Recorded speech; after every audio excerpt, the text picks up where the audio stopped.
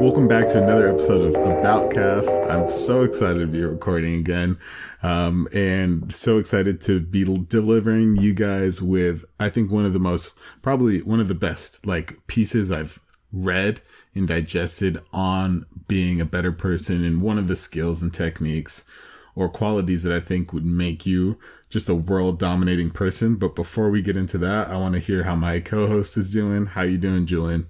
I'm doing great. I'm happy to be on this train of self-improvement that we've been on recently, and hopefully it's giving something to the listeners. And it's great to see you guys tuning in every Sunday to Aboutcast. So I'm excited for this topic coming from a very, very reputable source and going to be distilled through our perspectives on these topics. Exactly. And so right before we get into this, I'm going to drop it for you guys just so you won't be holding on to anticipation too much. This podcast is going to be about Harvard Business Review, and specifically on their series of books on emotional intelligence. So what they do is basically Harvard Business Review goes over, and pretty much this is going to be a conglomerate of a lot of research pieces on emotional intelligence. So that'll be self-awareness and all of that good stuff. And then what they do is pick qualities and research and almost experiment with people that are highly successful. And we're talking C-level executives and true business leaders, and then break down commonalities and things that they do that we can do to start killing it. And so before we get right into this podcast, we're going to leave you guys off with a short break.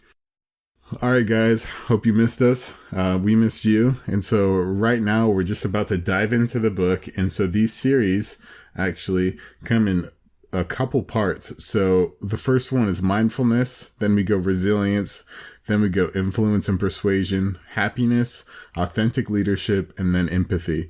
So all of those are being covered in the HBR emotional intelligence box set. We're going to not be exhaustive in this podcast, but we're going to hit some really good gems. And so we're going to start off with mindfulness. Julian, what do we got? And I think with mindfulness to start with is a very, very prominent and great portion of emotional intelligence, all equally weighted and balanced, and the sum of the parts equal the whole, etc. But I think, when you're looking at mindfulness and assessing people with strong self-awareness about being not overly critical or unrealistic, I think it's a place that a lot of people don't focus on because they're always focusing externally on outside factors rather than internally or on their personal viewpoints of their life. So I really want to progress off of what you just said there. And not only is it kind of this introspection as far as understanding, who you are inside, but I also think it is understanding how people see you as well. So there is this element of, and we'll get into it as far as kind of being externally and internally mindful. And there's a difference, and not all people are the same. If you're internally mindful, it might not mean you're externally mindful, because it's very difficult to do. But I think the key is regardless of what you are, people that are really mindful to the core are just honest with themselves and honest with others. And I think that's first, probably one of the biggest hitters that I pulled from it is that you got to be, like you perfectly just said, you got to be not overly critical, but not unrealistic at the same time. And in that fine balance, there is that cutting edge of being mindful. To me, one of my biggest pet peeves, I don't have many, but is being in the situation where someone is trying to call you out on your actions while being hypocritical or unaware of their own personal values or what's going on in their life, because I think that's where mindfulness is key, right? If you understand where you're at as a person internally and externally, that's how when you're receiving feedback or giving feedback, you can apply it correctly to who you may be taking that feedback from or giving it to, because if you're a drug addict telling another drug addict to stop, it's not going to resonate and you're just going to be BSing. But if you understand from your perspective, hey, I personally am affected by this, how do I correct this situation to help others and further help myself by expanding upon, some of my problems or what may be happening in my day-to-day or my personal thoughts and values. Yeah, very true. And I think that, you touched on one of the true skills of being externally mindful, and the fact of, it's important to not only take criticism and be, very good at taking criticism, but also understanding where that criticism is coming from. And maybe even the harder skill is understanding what is truly going to be beneficial to you. So for instance, I could say, hey, Julian, I'm just gonna be real with you. You're an excellent podcaster and you have cadence and timing down. But one thing that isn't really vibing with the audience is that you fart in the background. And, and that could be something where, Julian has to think this is criticism. But is it something that is truly applicable to me, or am I just mirroring my farting habits onto Julian? So, granted, that one was a silly one, but I think one of the things that is very, very important for people that are externally mindful is not only is it how, being open to criticism, but it is being skillful at taking, breaking down the criticism and taking gems from it and pieces that they can truly get better at and then become a better person from, and not always either throwing the baby out with the bathwater or taking everything, because just like anything, there's going to be good pieces and bad pieces, and it's up to you to figure out what is what. And externally mindful, that is one key to that. And to kind of dial it back real quick and give you guys another example, we've talked externally, internally. You look at someone who isn't internally mindful might be the person who lacks self-awareness to make a decision that bring on inner turmoil or is treading on buried values. So an example, right? You sign a job offer because, wow, they're giving me $150,000 a year for this gig because the money looked good. But you don't look further and understand your core values of maybe you're a family person or you really enjoy outdoor activities and hobbies. And this job has you working 120 hours a week. And you didn't think about you as yourself and your own personal values or goals, how now have been impeded on by this job that you thought because of the value or the greed was beneficial to your life. But maybe the money isn't what really drives your day to day. It's your hobbies, your family, etc. And you've created that inner turmoil by not having internal mindfulness or self-awareness. Yeah, very true. And I'll be the first to say that I have been in that situation, not being as internally mindful as I am now and I have taken that job offer before. And I think it is, if you can break it down to an analogy, I think being internally mindful is being a skilled person with a map or a compass. If you can understand where you are and where you're going, which is, easier said than done for the most part.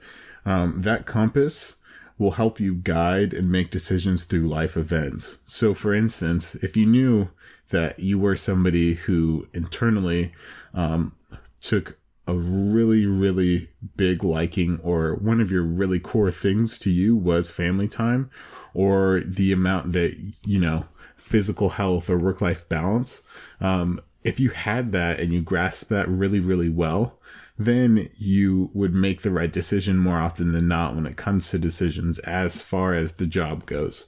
Because this job's going to pay me a lot, but it's going to be compromising on some of the core things that, I know it's important, that are important to my life. And so internally mindful people would probably say no to that.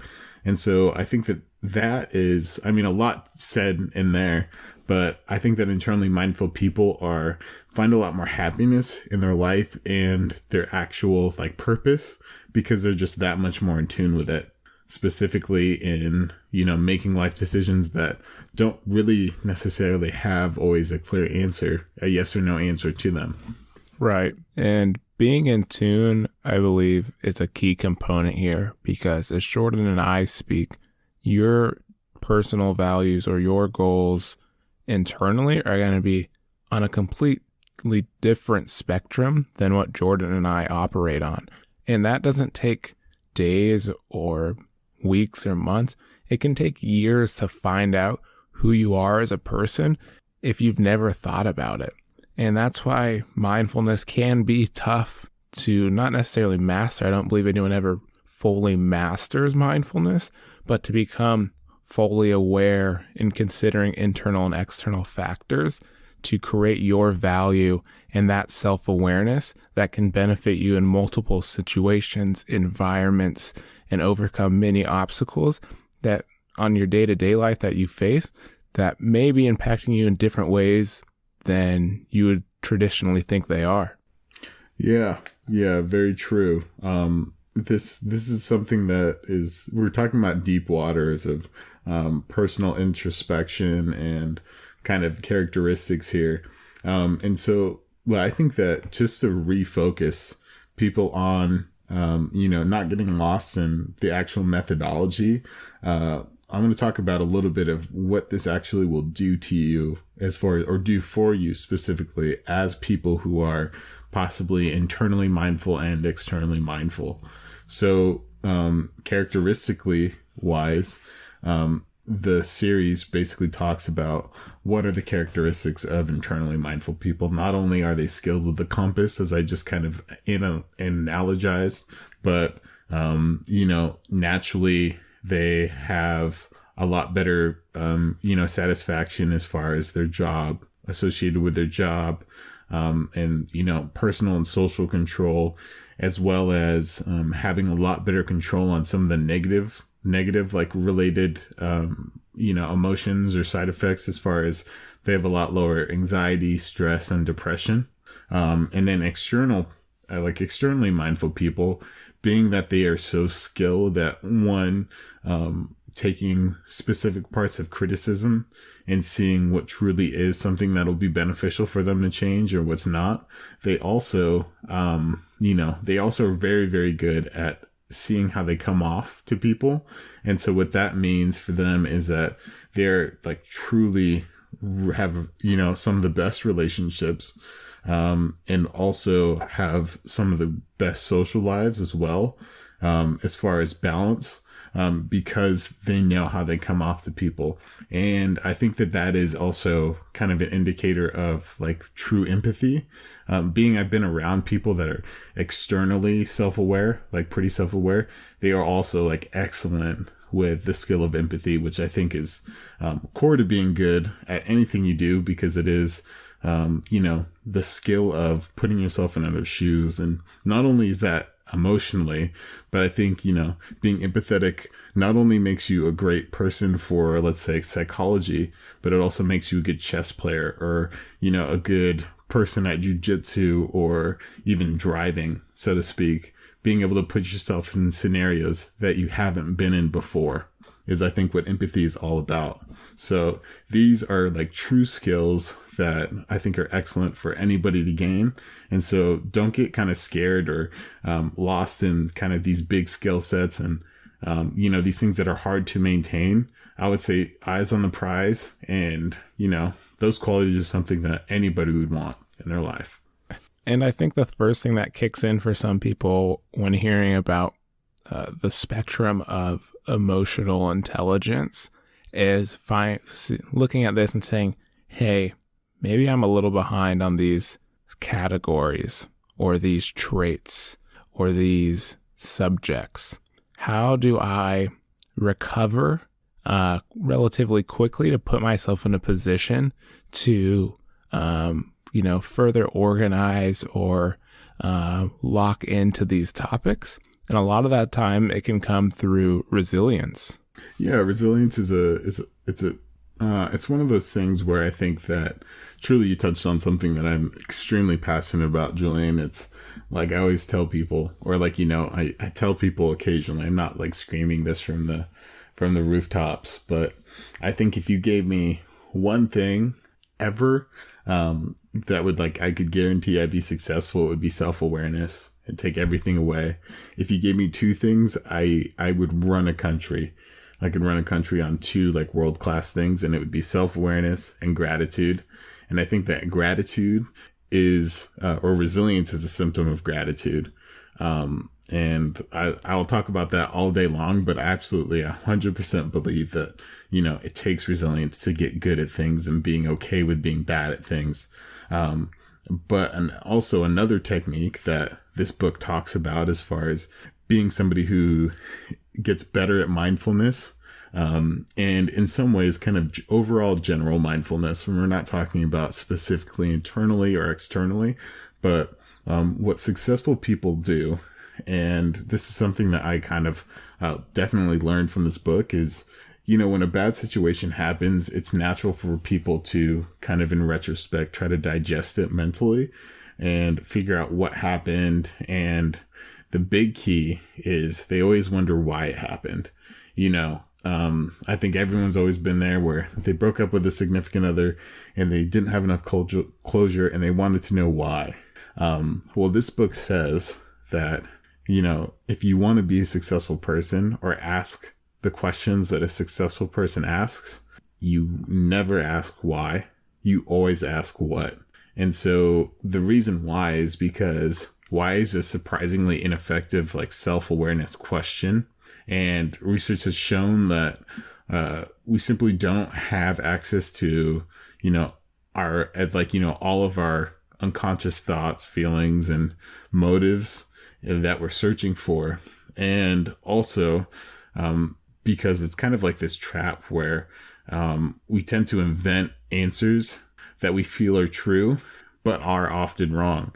So instead of, for example, an uncharacteristic outburst at an employee, and a new manager may jump to the conclusion that that happened because she isn't cut out to be a manager, when the real reason was, let's say low blood sugar. So she's just cranky because she was hungry or something. So instead of asking like, oh, why did she do that? You can say, oh, what are the circumstances that we can create to not have a bad interaction with this lady anymore? And those are the questions that are progressive and, solution oriented and not problem oriented, which successful people are always on. When I take a step back and think on this topic, why versus what, when asking a question or trying to understand a circumstance or an obstacle, I think of why as being very macro. So when you say you're tired and someone says, why are you tired? It boils down to the simple potential answer, hey, I've been up 20 hours.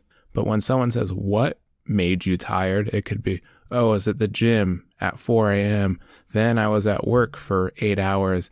Then I worked on this self-project for 2.5 hours. And I decided to do a night run without eating properly. Things down at a more micro level causing this giant answer, or this very simple answer to why, is those what factors that go into something. And it's very easy to look at whys as an easy way out, but what gives you a better understanding of the foundation that's built you to that place of what had just occurred, and the reasoning behind some of those emotional fluctuations or mental tantrums, however you want to call it, that are occurring. Yeah, I mean, it's more keyed into your own actions and how you can solve a problem with things that are under your own control. Why, I think, is one thing where it kind of takes the control of a situation out of your hands. And so that's where I think that the divergence is between, why people who ask why are kind of, feeding themselves answers that aren't specifically true, where what is kind of something where it's like, okay, what can I do? not the question of like, why did I do this? Because even if I ask it to myself, naturally I think, why did I do something? It's now out of my control. But what can I do? That is, okay, this is what I can do to help this situation. And it's more, like I said, it gets your brain shifts it into a kind of like, let's solve this problem type of state, I believe, than why wouldn't do that? What does, if that makes sense. That sounds like a who stole first type of sentence, but it was definitely not one of those. And so to distill down this Harvard Business Review from your personal experience, Jordan, obviously this is a 6-piece or 6-volume set going over mindfulness, resilience, influence and persuasion, authentic leadership, happiness, and empathy. From the volumes that you've read, what have you taken away that you can distill to our audience as the first thing that jumped out to you or that made you actively change? So there's, being that I've read all of this, and honestly, I think this is, like I said in the beginning of this podcast, one of the best reads as far as, being on the self-development grind. And this was truly like a gift to me because I designated like self-awareness as one of the things that I want to nail and tackle. And I was eyeing this book for a while, finished another book, and jumped right into this one. I think that one of the best things that kind of took away from this book is being that I was in a mind state where I was so ready to, I don't know, I was in a mind state where it was so helpful to see things that I've done that this book talks about. So for instance, the asking why thing, I do that all the time, or even when I mentioned being not internally self-aware enough or mindful enough to understand, some core pillars to myself that I would compromise if I did a certain situation, and things of that nature. But also in the fact of this book, first off, is not, it's not a like big read or hard read at all. They do have like really common knowledge and everything's great. But I just honestly, like, I'm such a fan of this book, and not only because, granted, I've been very like oblique with answering. Like, I'm not saying, you wake up and you do 10 push-ups a day and that will make you have a good day guaranteed. Like, I don't think that there's anything that, is going to be that hard that jumps out to this book. But one thing, that I now do a lot that I read from this book that I took a note of for sure is, one of the things that they say is, be a servant of the present and the future, not the past.